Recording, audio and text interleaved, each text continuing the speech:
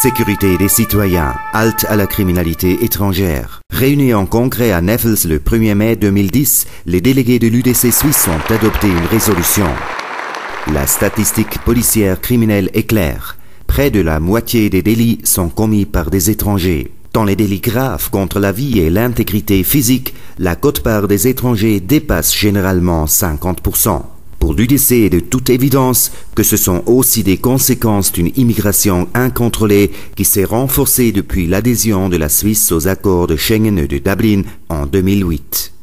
Juste un désastre et l'Office fédéral de la statistique le confirme clairement. Si on regarde, non pas dans le temps, puisque c'est la première année qu'on a une statistique unifiée, mais dans l'espace, le pire canton en termes de sécurité, c'est Genève et c'est aussi celui qui a le plus de frontières. Donc fort logiquement, si Schengen fonctionnait, ça devrait être l'endroit le plus sûr de Suisse, alors que c'est le moins sûr précisément. Donc clairement, Schengen est un échec. Quant à Dublin, ça ne marche pas non plus, puisque nous devons reprendre les requérants qui reviennent à la Suisse, mais nous ne pouvons pas renvoyer ceux qui reviennent à d'autres pays, notamment à la Grèce, sous prétexte qu'elle n'est pas en mesure de traiter correctement les demandes.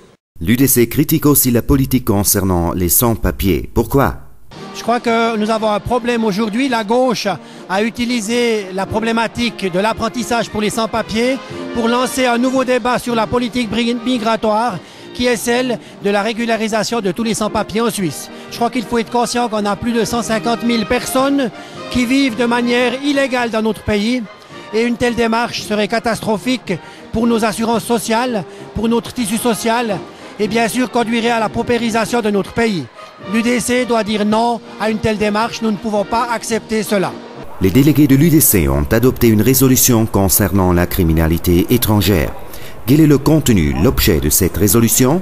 Alors, il y a un aspect qui traite de Schengen, donc nous ne voulons plus payer pour Schengen. Nous avons déjà versé beaucoup plus que ce qui nous avait été annoncé au départ.